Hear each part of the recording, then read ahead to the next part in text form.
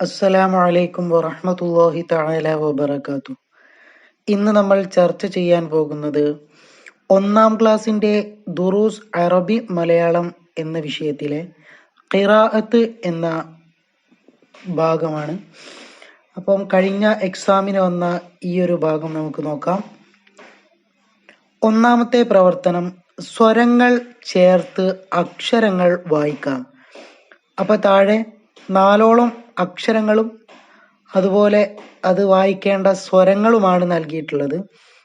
അപ്പൊ നമുക്കതൊക്കെ കൂട്ടിയിട്ട് എങ്ങനെയാണ് ഏത് രൂപത്തിലാണ് വായിക്കുക എന്ന് നോക്കാം. ഒന്നാമത്തെ അക്ഷരമാണ് ല, അല്ലെ?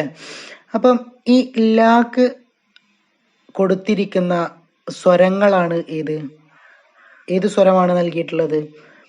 ഏകാരം എന്നുള്ള ഒരു സ്വരമാണ്. അപ്പൊ അവിടെ അത് വായിക്കുക എങ്ങനെയാണ്? ലാമിന്റെ മുകളിൽ ആ ഒരു സ്വരം നൽകി കഴിഞ്ഞാൽ വായിക്കുക ലേ എന്നാണ്. എന്താണ്? ലേ. രണ്ടാമത്തെ സ്വരം ഓകാരമാണ്. അപ്പൊ അവിടെ പോ എന്നാണ് വായിക്കുക. ഒന്നാമത്തത് ലേ, രണ്ടാമത്തത് പോ, മൂന്നാമത്തത് ഗേ, അല്ലെ? ക എന്ന അക്ഷരത്തിന്റെ മുകളിൽ ഒരു വര ഇട്ട് കഴിഞ്ഞാൽ അത് ഘ എന്നുള്ളതാണ്. അപ്പൊ അവിടെ ആ ഒരു ഏകാരം നൽകി കഴിഞ്ഞാൽ ഘേ എന്നാണ് വായിക്കുക. ഇനി നാലാമത്തത് ള, അല്ലെ? ഫതഹാണ് അവിടെ നൽകിയിട്ടുള്ളത്. അപ്പൊ അത് വായിക്കുക ള എന്നുള്ളതാണ്. ഒന്നാമത്തത് ലേ, രണ്ടാമത്തത് പോ, മൂന്നാമത്തത് ഘേ, നാലാമത്തത് ള. രണ്ടാമത്തെ പ്രവർത്തനം അറബി മലയാള അക്ഷരങ്ങൾ വായിക്കാം. അപ്പൊ താഴെ നൽകിയിട്ടുള്ളത് അറബി മലയാളം അക്ഷരങ്ങളാണ്. അപ്പൊ അത് വായിക്കാനാണ് പറയുന്നത്. അപ്പൊ എന്താണ്? ണ, അല്ലെ? അപ്പം ഒന്നാമത്തത് എന്താണ്?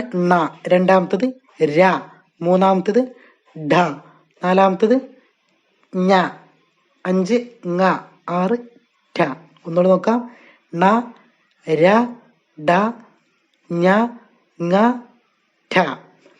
ഇനി മൂന്നാമത്തെ പ്രവർത്തനം ചേർത്തു വായിക്കാം എന്നുള്ളതാണ്. അപ്പൊ അവിടെ 6 വാക്യങ്ങളുടെ പകുതിയും നൽകിയിട്ടുണ്ട്.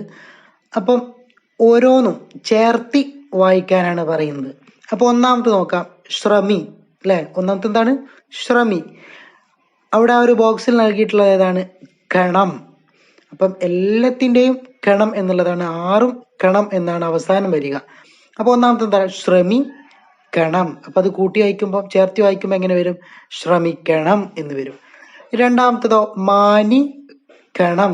അത് ചേർത്തി വായിക്കുമ്പോൾ മാനിക്കണം. ഒന്നാമത്തേത് ശ്രമിക്കണം, രണ്ടാമത്തേത് മാനിക്കണം, മൂന്നാമത്തേതോ ബഹുമാനിക്കണം.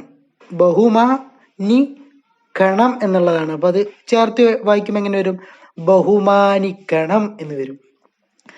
അടുത്ത നാലാമത്തേതോ അനുസരിക്കണം. അനുസരിക്കണം.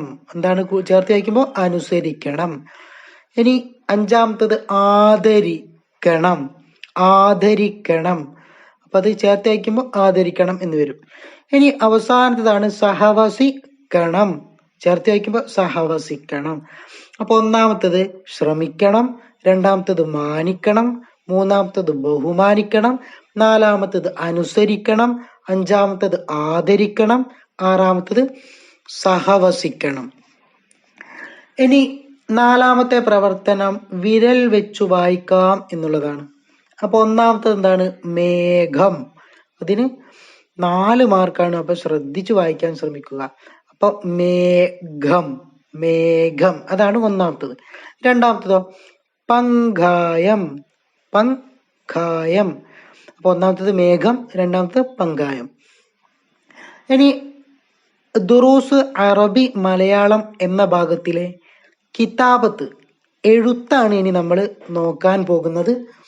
അതിൽ ഒന്നാമത്തെ പ്രവർത്തനം നോക്കാം. ചിത്രം നോക്കി അറബി മലയാളത്തിൽ പേരുകൾ എഴുതാം. അപ്പൊ ഒന്നാമത്തത് ഇതാണ്, ഘടികാരമാണ്, അല്ലെ? നമ്മൾ പഠിച്ചിട്ടുണ്ട്. 6 മാർക്കാണ് ഘടികാരം എന്ന് എഴുതിയാൽ കിട്ടുന്നത്. അപ്പൊ ശ്രദ്ധയോടെ നോക്കിയിട്ട് എഴുതുക. രണ്ടാമത്തെ എന്താണ്? പുഷ്പം, അല്ലെ? അപ്പൊ പുഷ്പം എന്നുള്ളതിന്റെ നല്ല രൂപത്തിൽ തന്നെ നമ്മൾ പഠിച്ചതാണ്. അപ്പം അവിടെ പുഷ്പം എന്ന് എഴുതി കഴിഞ്ഞാൽ 4 മാർക്കാണ് ലഭിക്കാൻ പോകുന്നത്.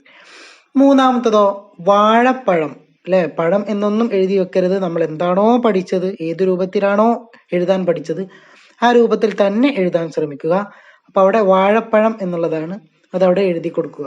ഞാൻ അത് മാത്രം എഴുതി കഴിഞ്ഞാൽ 16 മാർക്കാണ് ലഭിക്കാൻ പോകുന്നത്. അപ്പം ആ ഒരു ഭാഗം കഴിഞ്ഞ എല്ലാ പാഠഭാഗത്തിനും എല്ലാ പരീക്ഷക്കും കൊല്ലപരീക്ഷക്കൊക്കെ ചോദിച്ച ഒരു ചോദ്യമാണ് ഈ ഘടികാരം, പുഷ്പം, ഇവ രണ്ടും. അപ്പൊ ഇതൊക്കെ ഇമ്പോർട്ടന്റ് ആണ്.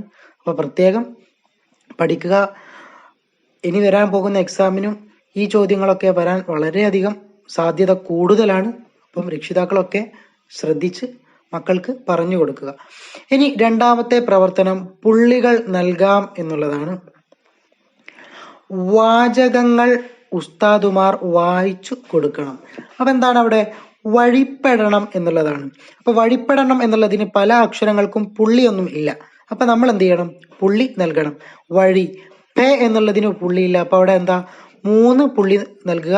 പിന്നെ ഡാക്ക് പുള്ളിയില്ല, അപ്പൊ അവിടെ താഴെ ഒരു പുള്ളി നൽകുക. പിന്നെ ണ എന്നുള്ള അക്ഷരത്തിന് പുള്ളിയില്ല, അത് താഴെയും മേലെയും പുള്ളി നൽകുക. അപ്പൊ അതെങ്ങനെ വരും? വഴിപ്പെടണം എന്ന് വരും. അതിന് 3 മാർക്കാണ്. ഇനി അടുത്തതോ, ബസ്സിൽ പോകണം, അല്ലെ? ബസ്സിൽ പോകണം എന്നുള്ളതാണ്. അപ്പൊ അവിടെ ഒരു പുള്ളി ഇടുക. പിന്നെ അതുപോലെ പോ എന്നുള്ളതിന് 3 പുള്ളി ഇടുക. ണം എന്നുള്ളതിന് 2 പുള്ളിയും ഇടുക. അപ്പം ബസ്സിൽ പോകണം. അപ്പൊ ഒന്നാമത്തത് വഴിപ്പെടണം, രണ്ടാമത്തത് ബസ്സിൽ പോകണം. ഇനി മൂന്നാമത്തെ പ്രവർത്തനമാണ് ഏറ്റവും അവസാനത്തെ പ്രവർത്തനമായിട്ട് വരുന്നത്, പുസ്തകത്തിൽ നോക്കി എഴുതാം. അപ്പൊ അവിടെ എന്താണോ എഴുതേണ്ടത് അതവിടെ നൽകിയിട്ടുണ്ട്, അല്ലെ? അപ്പൊ അത് നോക്കി അതുപോലെ തന്നെ താഴെയുള്ള കള്ളികളിലേക്ക് എഴുതി കഴിഞ്ഞാൽ 7 മാർക്ക് ഒന്നാമത്തതിനും, രണ്ടാമത്തതിന് 5 മാർക്ക്, മൂന്നാമത്തതിന് 6 മാർക്ക്, നാലാമത്തതിന് 7 മാർക്ക്, അല്ലെ? അത് മാത്രം കിട്ടിയാൽ തന്നെ ജയിക്കും. അപ്പൊ നമ്മൾ എന്ത് ചെയ്യാം? നല്ല രൂപത്തിൽ നോക്കിയിട്ട് അതുപോലെ തന്നെ എഴുതാൻ ശ്രമിക്കുക. അപ്പൊ ഒന്നാമത്തെ എന്താണ്? ചങ്ങാതിയോട്. എന്താണ്? ചങ്ങാതിയോട്. രണ്ടാമത്തതോ പിണങ്ങരുത്. മൂന്നാമത്തത് ആഘോഷം. നാലാമത്തത് പരിഹസിക്കരുത്. അപ്പം അതേ രൂപത്തിൽ തന്നെ അവിടേക്ക് എഴുതാൻ ശ്രമിക്കുക. ഒന്നാമത്തത് ചങ്ങാതിയോട്, രണ്ടാമത്തത് പിണങ്ങരുത്, മൂന്നാമത്തത് ആഘോഷം, നാലാമത്തത് പരിഹസിക്കരുത്. അപ്പൊ നല്ല രൂപത്തിൽ അത് നോക്കി എഴുതാൻ ശ്രമിക്കുക. അതുപോലെയുള്ള വാക്കുകളൊക്കെ നമ്മൾ പഠിക്കാനും ശ്രമിക്കുക. ദുആ വസിയത്തോടെ നിർത്തുന്നു. വആഖിർ ദഅവാന അനിൽ ഹംദുലില്ലാഹി റബ്ബിൽ ആലമീൻ. അസ്സലാമു അലൈക്കും വറഹ്മത്തുള്ളാഹി തആല വബറകാതുഹു.